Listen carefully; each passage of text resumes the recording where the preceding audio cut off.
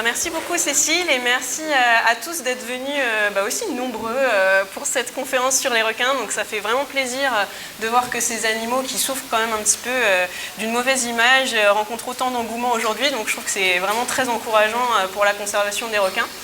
Donc voilà, moi pour me présenter, je suis toute jeune docteur effectivement. La dernière fois que j'étais dans cette salle, c'est pour soutenir ma thèse. Donc ça me fait vraiment plaisir d'être là à nouveau ce soir. Du coup, moi je suis spécialiste de la conservation des requins, qui était vraiment le sujet de ma thèse.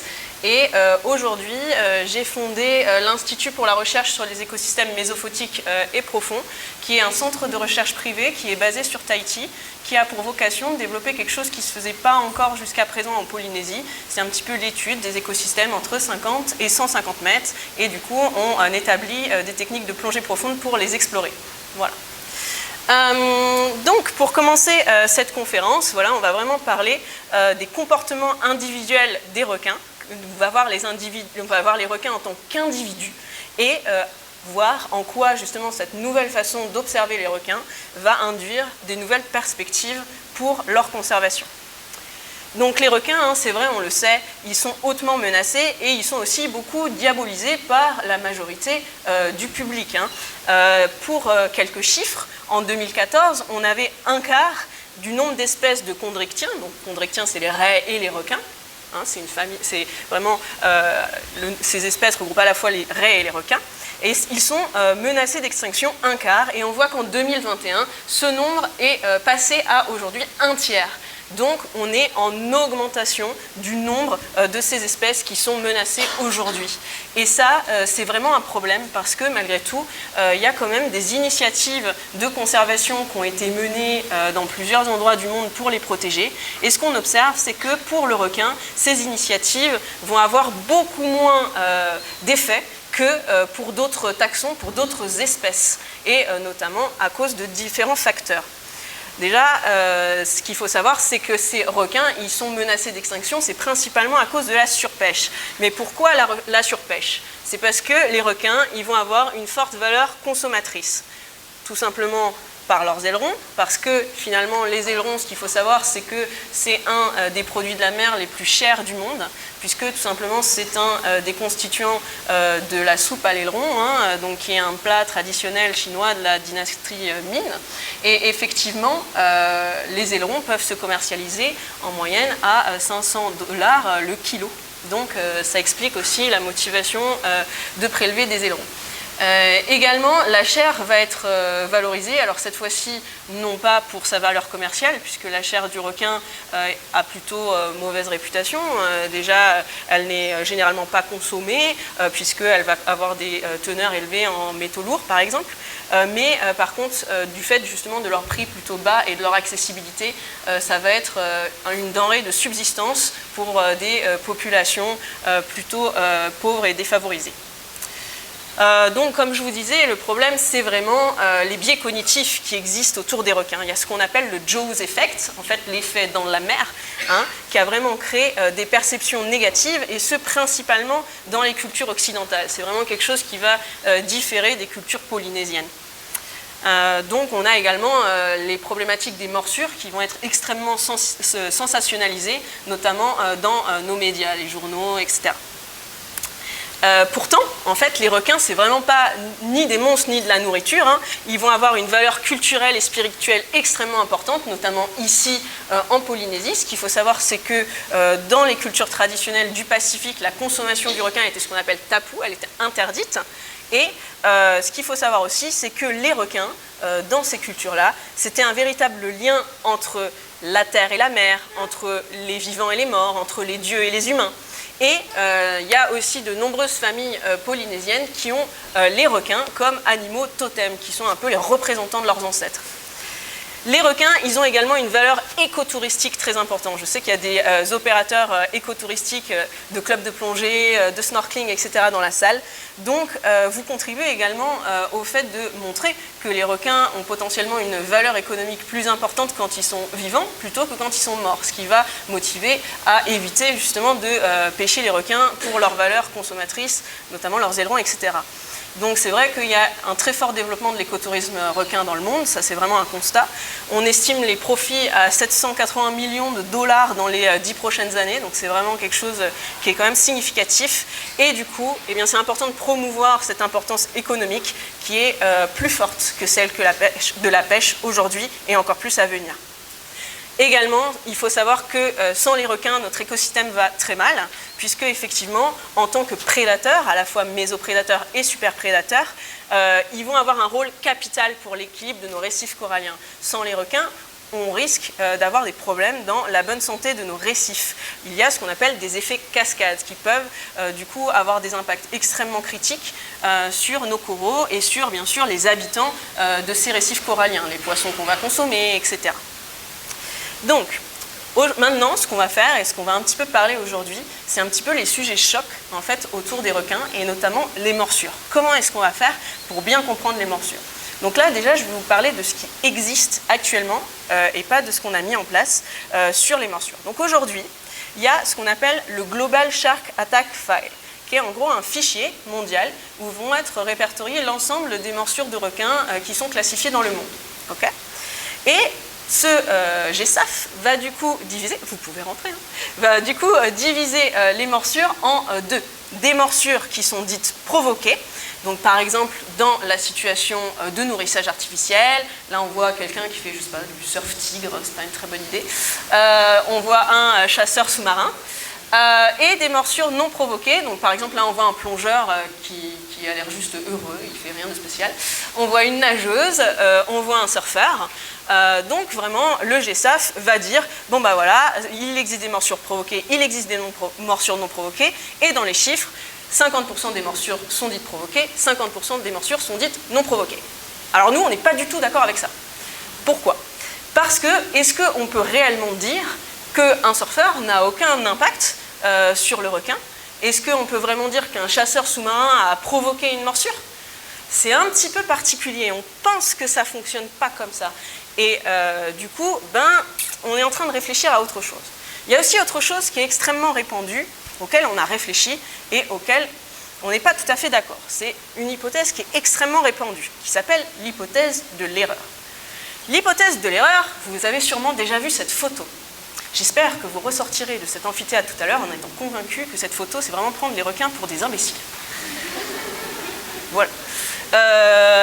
Un requin, ça a 450 millions d'années d'évolution.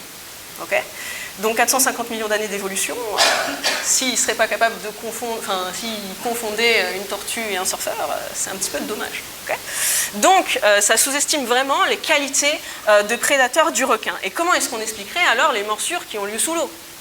Ça n'a pas trop de sens. Alors pourquoi ça n'a pas trop de sens, hein? Y a deux chercheurs qui se sont attelés à ce problème bien avant nous. Hein. Finalement, en 2016, il y a un superbe article qui est sorti notamment sur la problématique du grand requin blanc de ces scientifiques Ritter et Quester.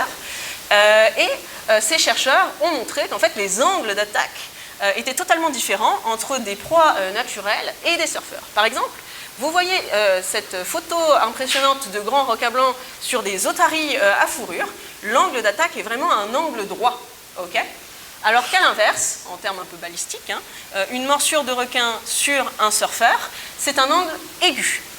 Okay, donc finalement, si le requin venait à confondre un surfeur avec une otarie ou avec un phoque ou je ne sais quoi, pourquoi est-ce qu'il utiliserait un angle d'attaque différent? Ça n'a pas de sens. Okay, donc ça, c'est vraiment une des premières raisons de penser que l'hypothèse de l'erreur n'a pas de sens. En plus, cette hypothèse de l'erreur, c'est quelque chose de très dangereux.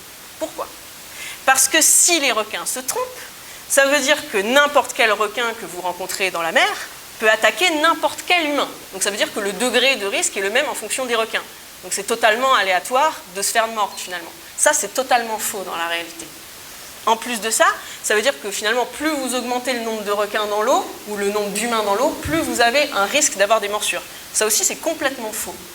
Hein, c'est pour ça qu'il y a des endroits dans le monde où il y a des clusters de morsures, et dans d'autres où il n'y en a pas, en fait. Alors qu'on a une abondance de requins, etc. Donc, finalement, on a aussi pu démontrer que cette hypothèse de l'erreur, elle était probablement totalement fausse dans le cadre du Covid. Alors ça nous a bien été utile. Bon, c'était pas agréable pour tout le monde, mais voilà. Donc, en fait, on a constitué, en Polynésie française, une base de données de morsures entre 2009 et 2022. Donc déjà, ce qu'il fallait savoir en termes de fréquentation humaine, c'est qu'effectivement, entre 2009 et 2020, les années Covid, on avait donc un certain nombre de personnes dans l'eau. Évidemment, en 2020, pendant ce qu'on appelle l'anthropause, donc les confinements du Covid-19, il y avait extrêmement peu de personnes qui étaient autorisées à aller à l'eau, hein, c'était juste les pêcheurs pour leur propre subsistance. Après, juste après le Covid-19, en 2020, du coup, on avait un petit peu plus de personnes qui sont revenues dans l'eau, mais pas tout à fait aux taux initiaux, puisqu'effectivement, il y avait quand même du tourisme qui était limité, avec les avions, etc., qui ne pouvaient pas voler librement. Et en 2021-2022, effectivement, ça par contre, c'est revenu à la normale. Dans cette plage temporelle, on a observé 72 morsures. Attention, je parle de morsures en général, pas des morsures mortelles ou quoi que ce soit. Et ce qu'il faut savoir, c'est que 53% de ces morsures sont faites par Carcharinus amblyrincos, qui est le requin gris de récif, le Reira, et principalement sur des problématiques de chasse sous-marine. Okay, on parlera tout à l'heure des motivations des morsures. Ce qui est intéressant, c'est de voir que sur ce graphique, vous observez que entre 2009 et 2019 notamment, vous avez maximum 3 morsures par an. Okay, et en 2020, paf, on a beaucoup plus d'incidents de morsures que les autres années, alors que eh bien, c'est là où il y avait le moins de gens. Okay, et en 2021-2022, là où on a remis plus de gens dans l'eau, eh bien, finalement c'était comparable aux quantités d'avant le Covid-19. Hein. Et du coup, comment est-ce qu'on explique ça?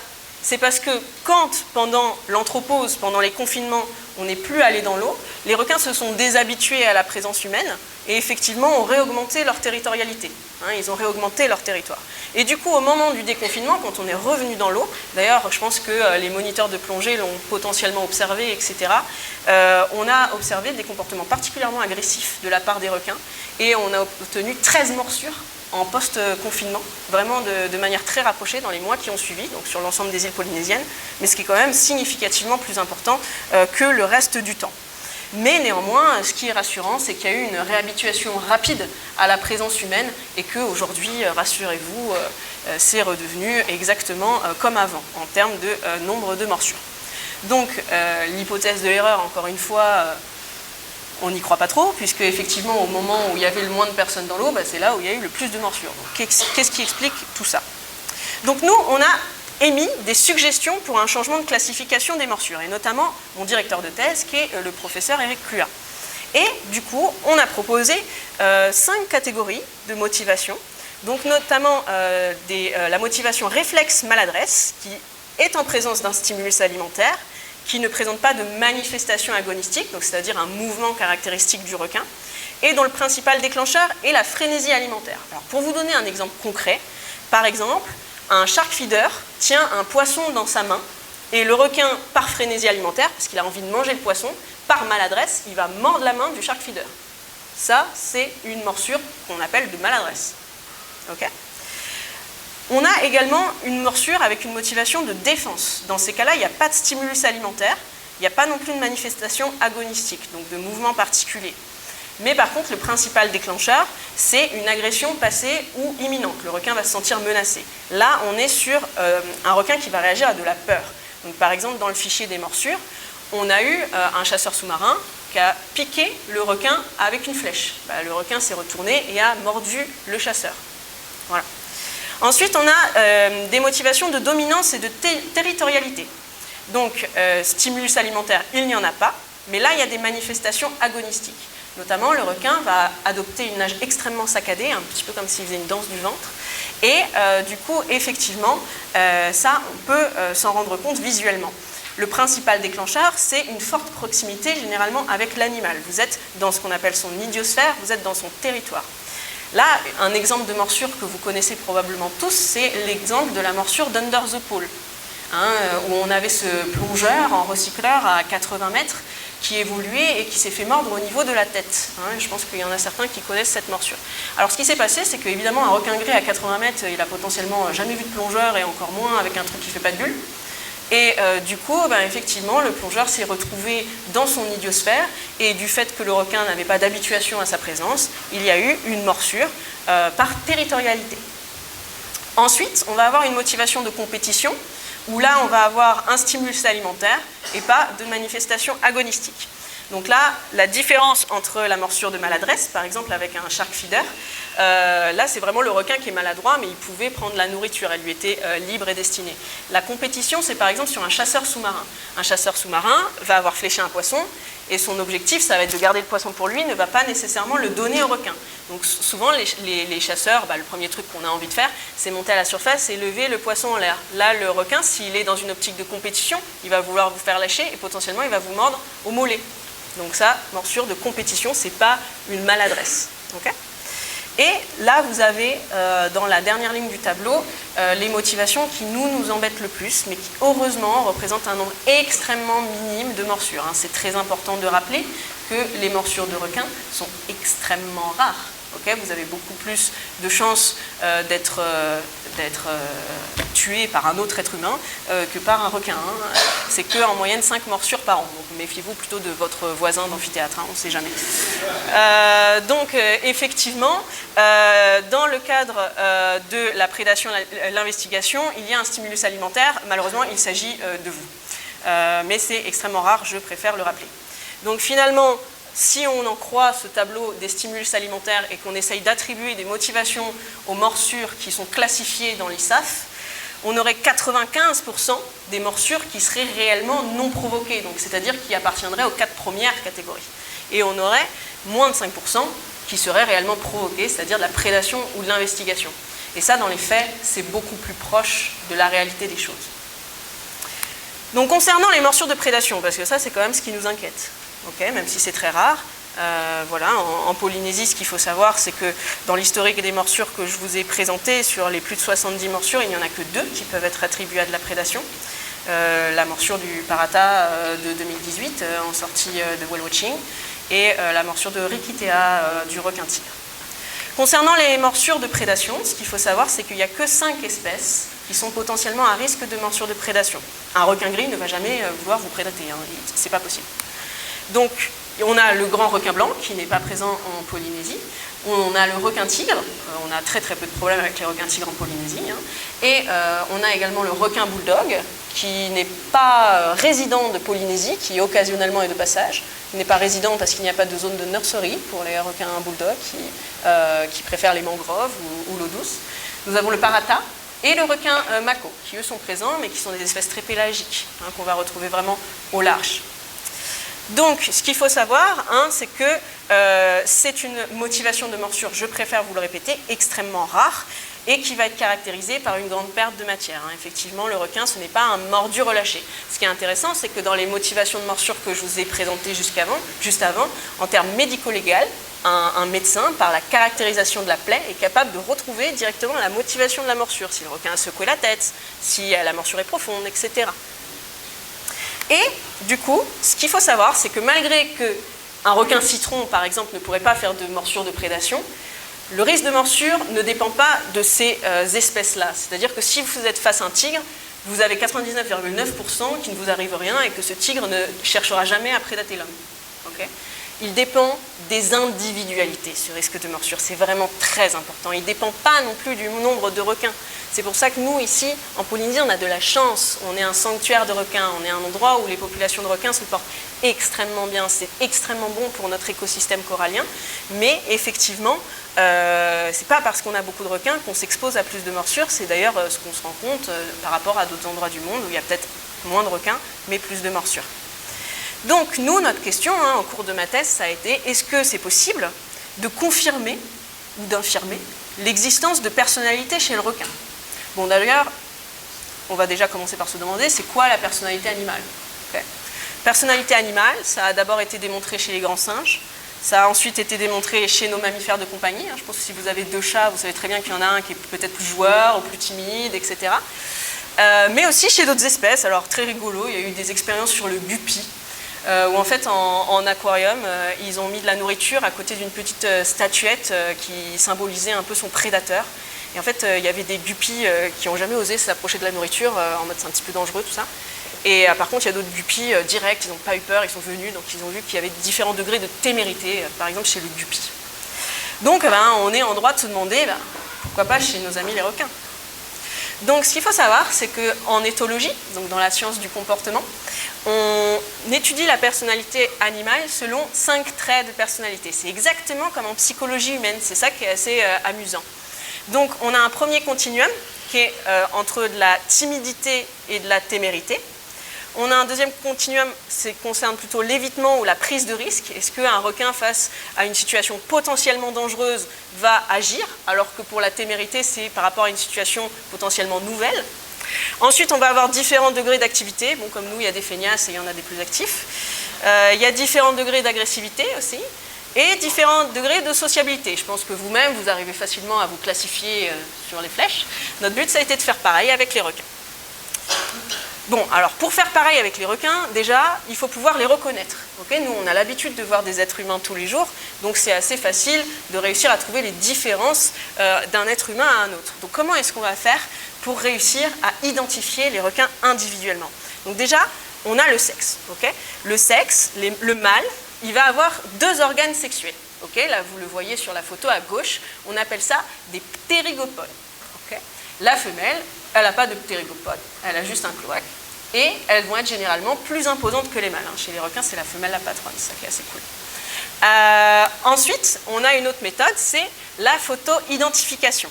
La photo-identification, ça va utiliser des marques corporelles des requins, comme les couleurs, des blessures, des cicatrices. Alors c'est assez compliqué quand même de se baser sur des blessures chez les requins, parce que les requins vont avoir une capacité de cicatrisation juste impressionnante. Des fois, en 2 semaines, à peine, ils peuvent avoir complètement cicatrisé de blessures. Donc c'est mieux de se baser plutôt sur des colorations, etc., ou vraiment des grosses amputations. Donc là, par exemple, je vous ai mis un petit extrait qui vous concerne, puisque ce sont les pointes noires que vous pouvez rencontrer sur le site de Tiaoura. Donc je vous en ai mis 4, qui sont très différents les uns les autres. Donc là, vous voyez par exemple dans la forme de la dorsale, il y en a un qui a malheureusement eu une petite amputation, le deuxième, assez importante sur la partie noire. Vous avez également sur les parties blanches et noires, vraiment des motifs qui sont comme des cartes d'identité. C'est propre à chaque requin. Et du coup, on crée ce qu'on appelle des catalogues, où on va avoir une liste de tous les requins et qu'on va pouvoir reconnaître à chaque fois qu'on les observe. Du coup, avec un peu d'entraînement, c'est très facile de savoir si vous êtes face à Michel ou face à Georges. Donc là, il y a des requins, par contre, vous allez me dire, ouais, mais c'est un peu chaud sur des requins qui sont complètement gris. Okay, parce que là, sur le requin pointe noire, on se dit, oh, super, il y a un motif, c'est facile. Donc chez par exemple le requin bulldog, ça c'est un travail que j'ai fait aux îles Fidji. On a travaillé sur une île qui s'appelle Koata, sur les requins bulldog.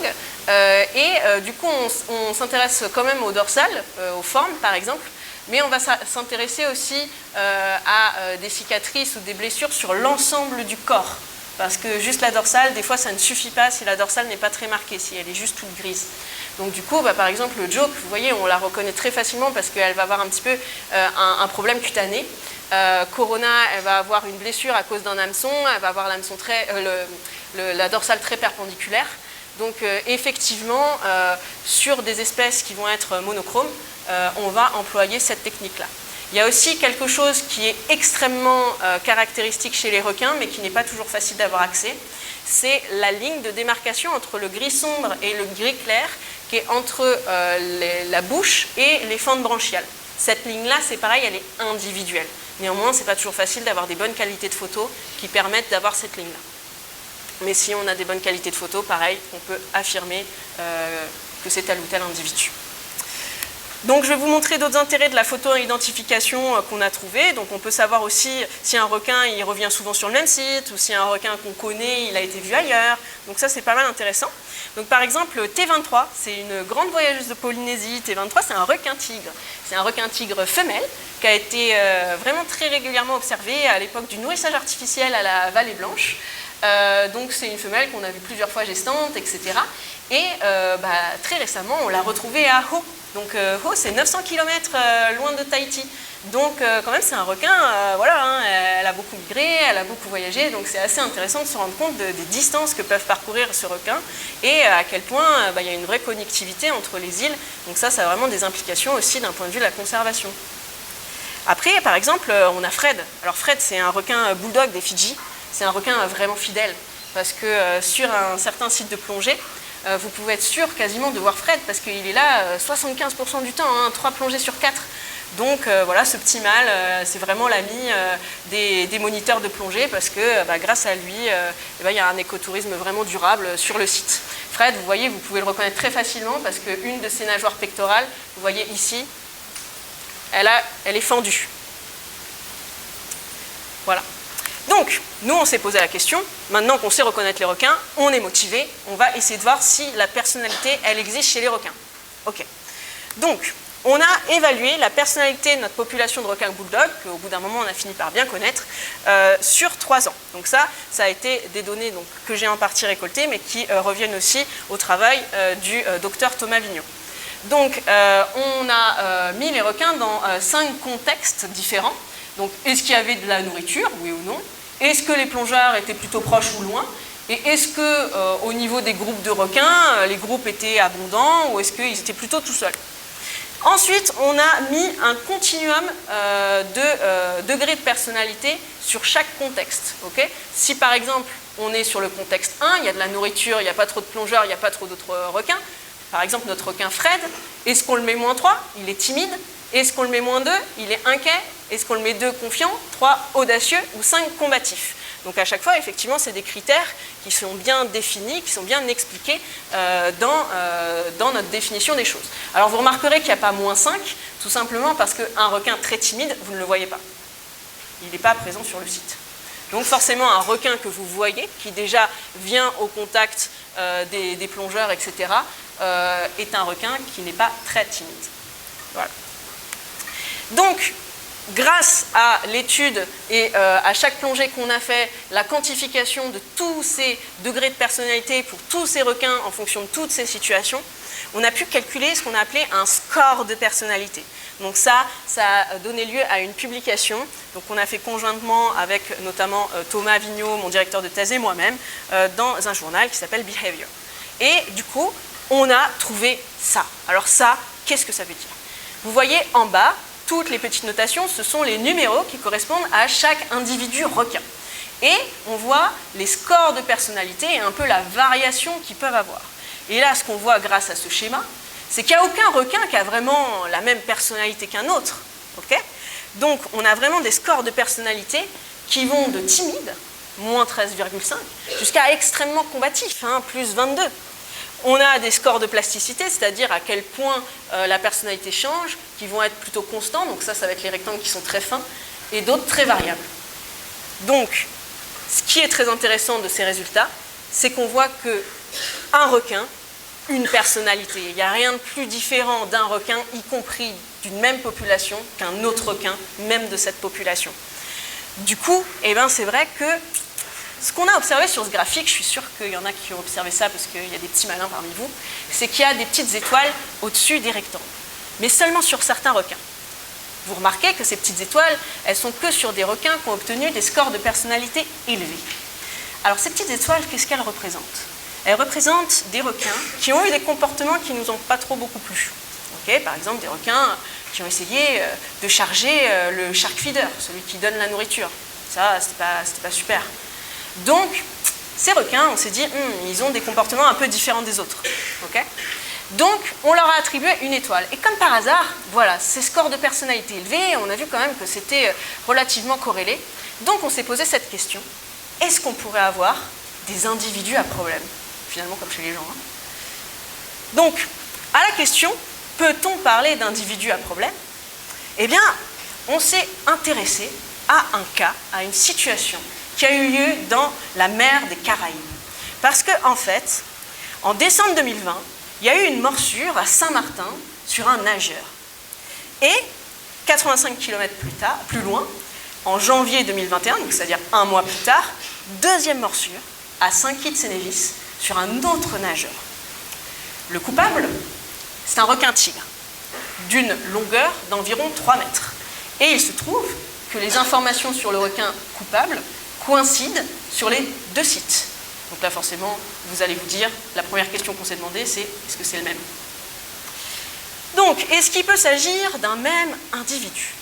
Aujourd'hui, ce qu'il faut savoir, c'est qu'on est capable d'utiliser un écouvillonnage de la plaie de la victime. Un écouvillonnage, si vous vous rappelez, un écouvillon, c'est ce qu'on se mettait dans le nez pendant le Covid. Super. Donc là, on écouvillonne la plaie de la victime pour récupérer de l'ADN, des traces de l'ADN qu'il y avait dans la salive des requins. Et aujourd'hui, on est capable de récupérer l'ADN qu'on appelle nucléaire. Parce qu'il y a deux types d'ADN. On va avoir l'ADN mitochondrial, ça c'est l'ADN qui n'est donné que par un des deux parents, donc ça ne nous permet que de retrouver l'espèce. Mais aujourd'hui, on a la capacité de trouver l'ADN nucléaire qui est donné par les deux parents, donc qui renseigne sur l'individu, donc qui va être vraiment unique d'un requin à un autre. Et ça s'appelle du fingerprinting, c'est en fait comme les empreintes digitales des requins. Et du coup, eh bien, sur ce qu'on appelle des microsatellites, donc des microsatellites, c'est des petits bouts d'ADN qu'on a collectés, on regarde juste des fragments, et sur les fragments qu'on a réussi à collecter, ben, on s'est rendu compte que sur les deux morsures, c'était la même chose. Et par contre, ben, du coup, ce qu'on nous a dit, ouais, mais est-ce que les bouts que vous avez regardés du génome, de ce que vous avez réussi à séquencer, est-ce que c'est pertinent pour vraiment dire que c'est les deux mêmes requins, ou est-ce que tous les requins tigres, ils ont les mêmes parties de ce génome-là? Et bien du coup, on a pu prouver que sur des échantillons génétiques de 49 individus requins tigres, bien vivants, qui naviguent encore tranquillement dans les Caraïbes, sur les 26 microsatellites qu'on a étudiés, dans ce qu'on appelle des microsatellites polymorphiques, donc qui étaient différents dans différents individus de la population, on en a conservé 23. Avec des degrés de différence suffisamment élevés pour être considérés comme pertinents, on en a trouvé 11. Et qui sont fiables sur le coupable, on en a trouvé 9, ce qui est vraiment particulièrement énorme, parce que quand on fait des calculs, on trouve des probabilités d'identité qui sont tellement faibles, c'est tellement impossible presque d'avoir deux requins identiques avec exactement ces mêmes génomes-là, puisque ce sont des allèles qui sont très très rares, que du coup, on ne peut que déduire que ces microsatellites déjà sont pertinents pour discriminer deux individus requins tigres différents. Et du coup, notre requin coupable, c'est pareil, on a vraiment calculé exactement c'était quoi la probabilité de piocher deux fois ces microsatellites-là. Bon, 8,15 fois 10 puissance moins 11, c'est 0,11 fois 0,8. Donc c'est tellement faible qu'effectivement, on peut vraiment déduire que c'est le même individu qui pourrait avoir mordu deux fois. Donc, effectivement, ça a des grosses implications pour la gestion du risque requin, de montrer qu'effectivement, on peut potentiellement parler d'individus à problème. C'est que là, regardez, dans notre population de requins, finalement, le seul qui est un petit peu embêtant, c'est le requin qui est en rouge.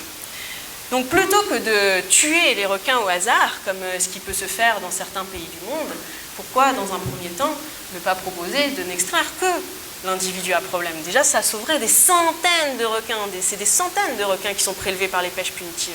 Donc déjà, on agirait vraiment positivement pour la conservation. Également, il y a une vraie importance de l'implication du corps médical dans cette situation. Donc, je ne sais pas s'il y a des personnes du corps médical qui sont ici. Effectivement, si vous recevez un jour une personne qui est victime d'une morsure de requin, peut-être qu'avant, effectivement, de mettre différents médicaments, différents produits sur la plaie, faire un petit écouvillonnage, ça peut permettre vraiment d'avoir des informations sur le requin qui a fait ça. Donc sachez qu'il y a des informations extrêmement précieuses pour la gestion du risque requin dans la gestion aussi médicale de ces morsures. Donc, on va se dire que, déjà, on a vu que les requins, ils avaient des personnalités. Dis donc, on n'aurait pas forcément pensé. Bon, alors maintenant, est-ce que les requins, finalement, on les voit souvent comme des animaux un peu idiots, on se dit, oh, c'est des poissons, ils sont peut-être pas très malins, tout ça. Donc, on s'est aussi posé la question, qu'en est-il de la cognition des requins? Et du coup, concernant la cognition des requins, dans le cadre de ma thèse, moi, je me suis surtout intéressée à ce qu'on appelle la capacité de rétention mémorielle, c'est-à-dire la mémoire de nos amis les requins. Donc, pour ça, on a étudié deux espèces. La première espèce, c'est le requin pointe-noire, ici, à Moorea, à Tiaoura. Et la deuxième espèce, c'est le requin bulldog, au Fidji, toujours. Donc ce qui est intéressant, c'est que comme ça, on avait vraiment deux espèces qui étaient très différentes. On avait un petit requin lagonaire, donc plutôt un mésoprédateur, un prédateur intermédiaire. Et on avait un gros bulldog, donc plutôt prédateur supérieur, qui vivait en pente externe. Voilà, donc vraiment deux animaux très différents. Et, bon alors moi, le Covid, vous l'aurez compris, il a vraiment aidé beaucoup ma thèse. Et du coup, on les a étudiés avant. On avait des informations sur eux, sur leur abondance. On les a aussi étudiés pendant, notamment pour le requin pointe-noire, ou après le Covid-19. Donc, notamment, le pointe-noire, on a pu l'étudier avant, pendant et après, puisque le requin pointe-noire de Tiaoura, vous voyez le site paradisiaque où il se trouve, l'eau est parfaitement claire. Donc pendant le Covid, nous, on n'a pas chômé. On a survolé la zone à l'aide d'un drone pour pouvoir compter combien de requins étaient présents lors du confinement. Bon alors, breaking news, il n'y en avait pas. Voilà, donc je vous expliquerai tout à l'heure pourquoi. Et du coup, avant et après, on les a étudiés évidemment en plongée. On n'a pas pu étudier les requins bulldogs pendant, parce qu'effectivement le site était trop profond pour pouvoir faire des survols en drone, donc c'était pas possible. Et en plus, l'île où est situé le site de plongée des requins bulldogs était totalement fermé au tourisme. C'était pas du tout possible de les étudier. Donc on a pris plusieurs paramètres sur ces sites. Déjà, en fonction des plongées, on a compté le nombre total de requins qu'il y avait. Et on a noté des données de présence-absence individuelle. Donc à partir du moment où on avait constitué notre catalogue d'individus qu'on avait déjà vus sur la zone, à chaque fois qu'on plongeait, on disait est-ce que Michel il est là, est-ce que Georgette elle est là, voilà. Et on a calculé du coup ce qu'on appelle le SFI, c'est le Site Fidelity Index, c'est l'indice de fidélité au site à chaque fois. Et ça a donné lieu à 2 publications dont je suis le premier auteur. Et du coup, on s'est posé la question suivante, qui a aussi énormément d'implications, vous allez comprendre pourquoi, c'est qu'est-ce qui se passe quand le nourrissage artificiel il s'arrête et qu'il recommence, okay? Parce qu'on pourrait se dire, bon, est-ce que quand on recommence le nourrissage artificiel, les requins sont juste complètement partis et il ne se passe rien? Est-ce que quand on recommence, les requins deviennent complètement fous, viennent attaquer les gens, voilà. Est-ce qu'au contraire c'est bien, les requins sont plus calmes? Bon, alors on va démêler le vrai du faux. Déjà, on a commencé par faire quelque chose sur les requins pointe-noire. Ce qu'il faut savoir, c'est que le confinement en Polynésie, il a duré 6 semaines. Okay, 6 semaines, donc c'est quand même relativement court. Mais ce qu'il faut savoir, c'est que les capacités de rétention mémorielle chez les requins, en plus de n'avoir généralement été mesurées que dans des conditions de laboratoire, c'était très rare d'excéder déjà 1 mois de test. Donc déjà, c'était inédit comme période d'arrêt, et surtout en milieu naturel. Donc, vous voyez, la première image, donc dans le coin en haut à gauche, c'est 2 jours avant la réouverture du nourrissage artificiel. Donc il n'y avait aucun stimulus qui était présent sur la zone. Bon là, on a observé un pauvre petit pointe-noire qui a traversé la zone extrêmement rapidement. C'est le seul pointe-noire qu'on a observé de toutes les 6 semaines de confinement sur le site de Tiaoura. C'est le seul. Extrêmement bonne nouvelle, parce que ça veut dire que les requins ne sont pas dépendants au shark feeding. Donc ça, vraiment, on était rassurés, quoi. Ensuite, 1 jour avant la réouverture du shark feeding, il y a un bateau qui est passé comme ça, parce qu'il y avait quand même le droit de sortir pour certaines personnes qui faisaient de la pêche de subsistance ou des choses comme ça. Il y a un bateau qui est passé et qui s'est arrêté en fait sur la zone de Tiaoura, donc on a pu filmer la situation. Et ce qui s'est passé, c'est que tout de suite, on a appliqué 3 raies. Les raies, elles sont entourées en jaune, et 4 requins. Et du coup, ça veut dire que les animaux ont réagi au simple stimulus sonore. Premier élément assez intéressant en termes de cognition des requins. C'est-à-dire que les requins, ils sont capables d'associer une récompense, donc liée au stimulus olfactif de nourriture, avec un stimulus secondaire, qui là est le bruit, par exemple, d'un moteur de bateau. Donc là, déjà, ok, on est sur des animaux avec une intelligence quand même relativement élevée. Ensuite, en bas, à gauche, 1 jour après la réouverture. Donc là, vous avez à la fois un stimulus acoustique et un stimulus olfactif, puisque évidemment, des gens avaient recommencé à nourrir. Alors, je vous rappelle que le nourrissage artificiel est théoriquement interdit en Polynésie française depuis 2017. Néanmoins, il est encore largement pratiqué et toléré en lagon, c'est un autre débat. Vous avez du coup à la fois des requins et des raies qui vont être présents, et 31 jours après la réouverture, vous avez, on va dire, ce qu'on appelle des taux business as usual, c'est-à-dire des taux qui sont complètement revenus à la normale. Donc en 1 mois, on avait autant de requins pointe-noire qu'avant le confinement. Effectivement, il y a eu une extrême résilience de l'activité touristique qui, en plus, a pu reprendre dès le 1er jour après la réouverture, puisque les requins étaient directs ici. Donc finalement, pour les prestataires, ça n'a pas été un drame, ce confinement en tout cas. Bon, on a voulu être un peu plus extrême, parce que nous, on est comme ça. On a voulu voir ce qui se passait avec les requins bulldogs après 18 mois de confinement. Parce qu'au Fidji, effectivement, l'île est restée fermée extrêmement longtemps. Alors, comme on avait extrêmement de données sur cette population de requins bulldog, on a pu faire ce qu'on appelle un modèle.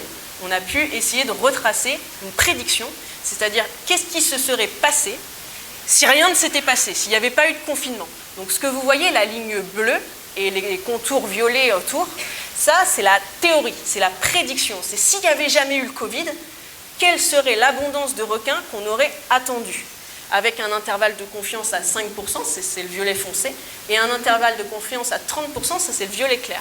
Donc ça, tout ce qui est à l'intérieur de ces intervalles-là sont considérés comme étant fiables et totalement similaires à ce qu'on aurait pu attendre par la prédiction. Alors là, c'est vraiment intéressant. Parce que ce qu'on observe, c'est que, alors moi je vais vous retracer un petit peu aussi dans les faits et dans ce qu'on a vu et observé en plongée. Premier jour où on est redescendu avec de l'appât au Fidji, ok, pas de requins. Deuxième jour où on est redescendu avec de l'appât, ok, 2 requins. Troisième jour où on est redescendu avec l'appât, 10 requins. Et après, ça n'a fait qu'augmenter jusqu'à une vingtaine de requins. Ce qui fait qu'effectivement, les requins bulldog, la résilience du conditionnement du requin bulldog et de l'abondance du nombre de requins bulldog sur ce site de feeding, c'est 1 semaine. Donc alors que le confinement a été plus long, l'abondance initiale a été restaurée encore plus vite que chez le requin à pointe noire. Donc comment est-ce qu'on peut expliquer ça? Donc les deux, ils ont une grosse mémoire, ils sont capables de se rappeler des informations. D'ailleurs, c'est comparable à ce qu'on observe chez les mammifères marins. Donc les requins, ils ne sont pas si bêtes. Et ce qui va être vraiment intéressant, c'est du coup de se demander pourquoi est-ce que le bulldog et le pointe noire ils vont être différents. On l'a dit tout à l'heure, le petit pointe noire, c'est un mésoprédateur, c'est un prédateur intermédiaire. Donc lui, peut-être qu'il a besoin de plus d'énergie pour potentiellement fuir d'autres prédateurs, parce que lui, il peut se faire manger par d'autres requins, etc. Donc, peut-être que garder de l'information, conserver, voilà, ça demande de l'énergie, la rétention mémorielle. Donc lui, peut-être qu'il va avoir plus tendance à effacer des informations pour pouvoir avoir d'autres usages de son énergie. Alors qu'à l'inverse, le requin bulldog, c'est un prédateur apical, c'est un prédateur supérieur. Donc lui, toute son énergie, elle est donnée pour rechercher de la nourriture. Donc lui, c'est hyper intéressant pour lui de se rappeler là où il peut y avoir de la nourriture. Donc voilà potentiellement pourquoi le requin bulldog ou le requin tigre, par exemple, très probablement, vont avoir des mémoires exceptionnelles. Donc effectivement, on a observé dans les deux cas une très rapide désertion et un retour de l'abondance. Aussi un petit fun fact pas très marrant malheureusement sur la population de requins bulldog. Ce qui a été assez intéressant de se rendre compte, c'est que quand on est revenu et qu'on a vu les bulldogs également revenir, on a eu une augmentation du nombre d'hameçons dans la bouche de ces pauvres animaux. C'était vraiment incroyable. Ce qui montre qu'en l'absence de nourrissage artificiel, ces requins ont très probablement du coup déserté le site, à la manière des requins à pointe noire, mais du coup sont allés sur les pêcheurs, sur potentiellement la déprédation de lignes de pêche, etc. Donc, effectivement, les requins sont des opportunistes, c'est-à-dire qu'ils vont toujours s'attaquer à la proie la plus simple. Et du coup, dans des zones où effectivement la pêche du requin n'est pas réglementée, comme c'est le cas malheureusement par exemple aux îles Fidji, le shark feeding peut être un outil de conservation, puisqu'il va détourner les requins de leur menace numéro 1, qui est la pêche. En Polynésie française, c'est quelque chose de différent, puisqu'effectivement en Polynésie française, je vous rappelle qu'on est un sanctuaire de requins. On est un sanctuaire de requins depuis 2006. Okay, c'était toutes les espèces de requins qui ont été sanctuarisées, sauf une, qui était le mako, qui a été ajoutée dans la liste en 2012. Et du coup, effectivement, nous, comme normalement on n'a pas le droit de pêcher les requins, c'est sûr que l'intérêt du shark feeding il est beaucoup plus limité que ce qui peut l'être dans des endroits où la pêche va être présente. Il ne faut vraiment pas oublier que la menace numéro 1 des requins dans le monde, c'est la pêche. Donc, intéressant aussi quand même de se rendre compte qu'il n'y avait pas de dépendance au feeding pour les besoins nutritionnels du pointe noire. Franchement, c'est super cool. Le conditionnement est fortement résilient, ça c'est très cool pour les opérateurs touristiques. Et du coup, nos requins, très intelligents, similaires aux baleines, aux mammifères marins, aux oiseaux, pour la capacité de rétention mémorielle. Maintenant, du coup, vous allez me dire, ok, c'est super, on a découvert ça, mais alors on fait quoi? C'est bien beau d'avoir trouvé tout ça. Mais du coup, j'ai des solutions à vous apporter. Ça qui est cool. Donc, en fait, du coup, nous, ce qu'on propose ici au CRIOB, notamment, c'est des méthodologies qui sont attribués à mon directeur de thèse, le professeur Eric Plua, qui prône du coup l'étude sur le terrain en direct de ces animaux, avec notamment le biais de pêche non létale. Alors, je vais vous décrire un petit peu ce qui se passe sur le terrain quand on fait des pêches non létales de requins. Vous allez voir, c'est assez intéressant. Donc déjà, on va mettre une ligne de pêche en position. Là, vous voyez, on utilise des cordages et on les accroche soit à des poteaux ou soit à des bidons, quoi. On va mettre un appât sur des gros hameçons, par exemple des hameçons qu'on peut utiliser pour la pêche au thon. Et on ancre en fait le système. Et là, on va laisser l'appât pendant un petit peu de temps. Donc là, c'est exactement comme quand on pêche au bouchon dans notre mare, en fait. On a juste à attendre quelques heures. Et là, vous voyez, le bouchon, si je peux dire, se déplace. Nous avons un requin-tigre de 3,50 m qui a mordu à l'hameçon. Okay. Donc là, ce qu'on va pouvoir faire, c'est qu'on va pouvoir gentiment ramener notre requin-tigre en direction du bateau et le placer dans un harnais spécial. Donc on vient placer notre requin dans le harnais spécial. Donc là, c'est assez simple, il faut simplement le retourner. Et quand il est retourné, le requin, il est en catalepsie. Okay, la catalepsie, ça veut dire que il va pouvoir ventiler, mais il va pouvoir être calme. C'est comme s'il était un peu anesthésié. Et du coup, on va pouvoir procéder à notre collecte de données sur le requin sans qu'il souffre. Donc là, on le met dans le harnais. On bloque la queue juste par sécurité pour les opérateurs. On prend un petit bout de peau pour avoir un échantillon génétique qui, vous l'aurez compris, est extrêmement important puisque du coup, si un jour ce requin mord quelqu'un, on le saura. On fait une petite opération si jamais on veut, par exemple, suivre les déplacements de notre ami le requin. Donc évidemment, le requin ne sent rien, en catalepsie, il ne souffre pas. On lui met la petite balise au niveau du ventre. Donc ça, c'est une opération qui est effectuée par un vétérinaire. L'avantage du requin, c'est que vraiment, il va avoir une capacité de cicatrisation qui est telle qu'il n'y a vraiment aucun souci avec cette petite opération-là. On va aussi mesurer la taille du requin, parce que quelque chose qui va être assez intéressant, c'est que la distance interdentaire va être directement corrélée à la taille de l'animal. Donc par exemple, si vous avez la photo d'une plaie, vous pouvez déduire la taille de l'animal qui a mordu. Donc ça, c'est assez intéressant. Donc on va noter les différentes informations. Ensuite, on met un petit photographe à l'eau au moment où on va relâcher le requin. Donc pour vous dire à quel point le requin, finalement, va être très tranquille quand il va être relâché. Donc effectivement, le photographe va faire la photo-identification dont on a parlé tout à l'heure. Donc là, hop, on va retourner gentiment l'animal qui, vous voyez, va retourner paisiblement à sa petite vie de requin-tigre. Voilà, donc là, le photographe a pu prendre ces images de manière à ce qu'on ait accès aux informations morphologiques de notre animal. Voilà, donc c'est assez intéressant de voir le calme de cet animal. Donc, grâce aux données qu'on a collectées, on peut créer des bases de données. Alors, les bases de données, elles vont répertorier tous les individus d'une zone. À la fois des photos, à la fois de la génétique, et à la fois potentiellement des données de comportement qu'on a observées, par exemple, lors de plongées. Et du coup, on va avoir un petit peu comme un fichier de police scientifique pour chacun des requins de notre zone. Et du coup, c'est assez marrant parce qu'on peut même, si on a observé des comportements un petit peu comme ce qu'on voyait sur le graphique, les petites étoiles de tout à l'heure, on peut un peu ficher S les requins. C'est ça qui est marrant. Et du coup, grâce à toutes ces informations visuelles, comportementales et génétiques, on peut chercher à retrouver un requin à problème. Donc potentiellement un requin qui aurait déjà mordu quelqu'un. Donc en cas de morsure, on mène l'enquête. Donc on va retrouver de l'ADN qui va être issu de la salive qu'on va retrouver sur la blessure de la victime. Ensuite, grâce à l'analyse de l'ADN nucléaire, on retrouve l'individu qui a mordu. Et ça, grâce à nos bases de données, on sait par exemple quelle est la photo à terme de l'animal qui a mordu. Donc on peut ne proposer de prélever, notamment aux politiques qui souhaitent prélever les animaux, plutôt que d'en prélever plein au hasard, autant prendre que celui qui mord. Et ça permet de sauver déjà des centaines de requins qui sont innocents. Donc voilà, en pratique, il y a une morsure, on collecte de la génétique, on regarde dans notre base de données si on connaît l'animal, et si oui, on le cherche après sur le terrain, par rapport aux zones où on a l'habitude de le retrouver.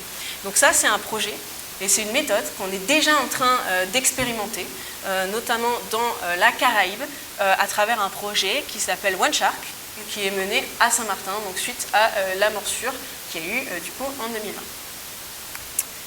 Donc voilà, juste pour conclure un petit peu cette intervention, juste les petits détails que j'aimerais bien que vous reteniez.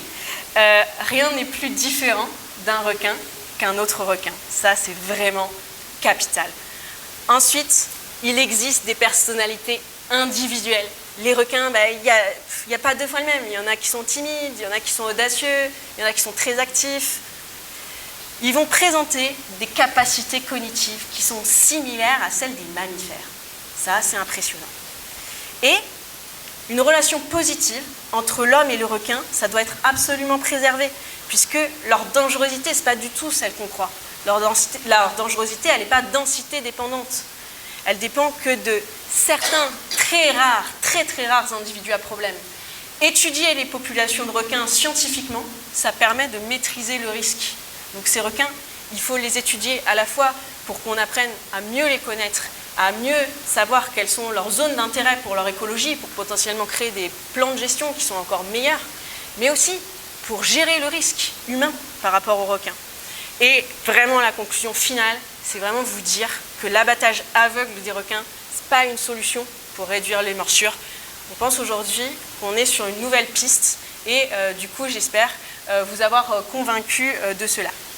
Donc je voulais vous remercier de votre attention et du coup vous présenter mon requin préféré qui s'appelle Ninja, qui vous fait un petit coucou. Merci beaucoup.